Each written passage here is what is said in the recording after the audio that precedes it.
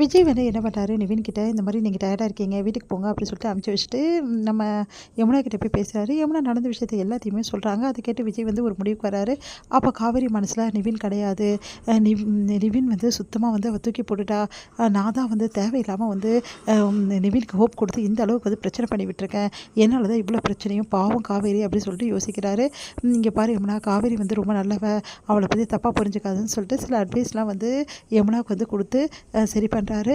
அடுத்து வந்து இங்கே வந்து ஃபார்மாலிட்டிஸ் எல்லாம் முடிச்சுட்டு கிளம்பலாம் வீட்டுக்கு அப்படின்னு சொல்லிட்டு கிளம்புறாங்க. இப்போ வந்து என்ன பண்ணுறாங்க, என்ன சொல்லணும் அப்படின்னு சொல்லிட்டு முடிவெடுக்கிறாங்க 3 பேரும். இங்கே பாருங்கள், நான் எதுவாக இருந்தாலும் நான் பேசிக்கிறேன், நீங்கள் அமைதியாக இருங்க, பார்த்துக்கலாம், உடம்பு சரியில்லைன்னு சொல்லிட்டு கூட்டின்னு போகலாம் அப்படின்னு சொல்லிட்டு பிளான் பண்ணுறாங்க. அடுத்து வீட்டுக்கு வந்தோடனே எல்லாருமே என்னாச்சு, யமுனா ஒரு மாதிரி இருக்கா அப்படின்னு சொல்லிட்டு அவங்க வீட்டில் உள்ளவங்களாம் கேட்குறாங்க. ஒன்றும் இல்லை, எந்த ப்ராப்ளம் கிடையாது, அவள் கொஞ்சம் சோர்வாக இருந்தால், கொஞ்சம் உடம்பு சரியில்லை, அதனால ஹாஸ்பிட்டல் கூட்டிகிட்டு போயிட்டு வந்தோம் அப்படின்னு சொன்னோன்னா அப்படியா அப்படின்னு சொல்லிட்டு கேட்குறாங்க.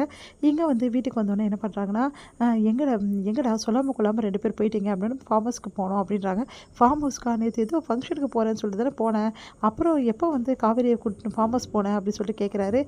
இல்லை தாத்தா, அதுக்கப்புறம் ஃபங்க்ஷன் போனேன்னா எனக்கு செட் ஆகலை, அதான் ஃபார்ம் ஹவுஸ்க்கு போயிடலாம் அப்படின்னு சொல்லிட்டு முடிவு பண்ணி 2 பேர் போயிட்டு வந்தோம் அப்படின்னு. தாத்தா இவங்க போய் சொல்கிறாங்க, நம்பாதீங்க அப்படின்றாங்க ராகினி. அதை கேட்டு என்னம்மா சொல்கிற அப்படின்னு. நேற்று நைட்டு விஜய் முதல்ல போயிட்டாரு, இந்த காவேரி ரொம்ப வந்து டைம் ஆகிடுச்சு, வந்துட்டோன்னா அவசரமாக எங்கேயோ அலறி அடிச்சுட்டு ஓடனா, நல்லாவே தெரியும், அவள் பதட்டமாக தான் போனா, ஏதோ நடந்திருக்கு, ஆனால் சொல்ல மாட்டேங்கிறாங்க, ஏதோ இருக்கீங்க அப்படின்னு சொல்கிறாங்க. அதை கேட்டு என்னம்மா இந்த பொண்ணு இப்படி சொல்லுது அப்படின்னோடனே, அவள் வேணும்னு சொல்கிறா தாத்தா, உண்மையில் அதெல்லாம் நடக்கலை அப்படின்னோடனே விஜய் வந்து பார்த்துட்டு அப்படியே அமைதியாக இருக்கார். என்ன இவன் கண்டுபிடிச்சிட்டா அப்படின்னு சொல்லிட்டு, இல்லை தாத்தா எதுவுமே இல்லை தாத்தா, நான் முதல்ல போயிட்டேன், அதுக்கப்புறம் காவேரிக்கு ஃபோன் பண்ணி இல்லை காவேரி வந்து காவேரின்னு சொன்னேன், சரி அப்போ ஏன் பதட்டமாக ஓடணும், நான் ஒன்றும் பதட்டமாக போகல தாத்தா, நிதானமாக தான் போனேன், அவள் கண்ணுக்கு பதட்டமாக தெரிஞ்சிருக்கு, அதுக்கு நான் பண்ண முடியும். ஐயோ தாத்தா பொய் சொல்கிறாங்க, 2 பேருமே பொய் சொல்கிறாங்க, தீர விசாரிக்கங்க, ஏதோ பிரச்சனை ஆயிருக்கு, காவேரி அவசரமாக போனதை நான் பார்த்தேன் தாத்தா அப்படின்றாங்க ராகினி. உடனே வந்து தாத்தா இவ வேணும்னு பொய் சொல்லுவா தாத்தா, நம்பாதீங்க அப்படின்னு சொல்லிட்டு, சரிங்க தாத்தா எனக்கு டயர்டாக இருக்குது, நாங்கள் உள்ளே போகிறோம்னு சொல்லிட்டு 2 பேரும் போயிடுறாங்க. அப்போ வந்து விஜய் வந்து முறைச்சிட்டே போகிறாரு ராகினியை. அடுத்து வந்து ராகினி வந்து உங்களை பார்த்துக்கிற எல்லாருக்கிட்டையும் வந்து மறைச்சிட்டா போகிறீங்க அப்படின்னு சொல்லிட்டு டென்ஷனாக வராங்க.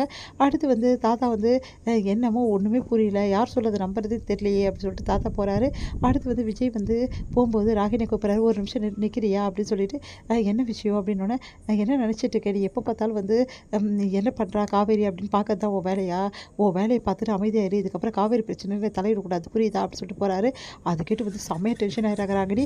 எல்லாம் கொஞ்ச நாளைக்கு தானே அவங்க ஆட்டம், அதுக்கப்புறம் காவேரி நீங்களே தூக்கி போட போகிறீங்க, நான் வந்து கூட்டிகிட்டு வந்துடுவேன், எப்படி கண்டுபிடிச்சிடுவார் அஜய், வர வரைக்கும் உங்கள் 2 பேரோட ஆட்டம், அதுக்கப்புறம் வெளில வந்தோடனே உங்கள் 2 பேரோட ஆட்டம் நின்று போயிடும், அதுக்கப்புறம் காவேரி விட்டுட்டு நீங்கள் வெளில கூட தான் இருப்பீங்க, அது நல்லாவே எனக்கு தெரியும், நடக்க தான் போகுது, நான் பார்க்க தான் போகிறேன் அப்படின்னு சொல்லிட்டு அப்படியே ராகினி முறைச்சிட்டு போகிறாங்க. இங்கே வந்து என்ன பண்ணுறாங்க, ரொம்ப டென்ஷனாக இருக்காங்கங்க. என்னடி ஆச்சு, என்ன தான் நடந்தது, ஃபார்ம் ஹவுஸ் போனேன்னு சொல்கிறீங்க, உனக்கு உடம்பு சரியில்லைன்னு சொல்கிறாங்க, என்ன தாண்டி நடந்தது, உண்மையை சொல்ல போறிய பெல்லையா, உண்மையை சொல்லலை அவ்வளோதான் அப்படின்னு சொல்லிட்டு கங்கா வந்து கேட்குறாங்க. வந்து யமுனா கிட்டே, யமுனாலா அதான் நான் சொன்னேனேக்கா, அவங்க ஃபார்ம் ஹவுஸ் கூட்டிகிட்டு போயிட்டாங்க, அங்கே எனக்கு உடம்பு சரியில்லாமல் போச்சு, ஹாஸ்பிட்டல் கூட்டிகிட்டு போயிட்டு வந்தாங்கக்கா, வேறு ஒன்றும் இல்லைக்கா, ஏண்டி இங்கே பாடி என்கிட்ட ஏதோ மறைக்காதீங்க, நீ சொல்ல போறியா இப்போ இல்லையா அப்படின்னோடனே அமைதியாக இருக்காங்க யமுனா. ஏதோ தப்பு நடந்திருக்குது சொல்ல மாட்டேங்கிறான், டென்ஷனாக வராங்க.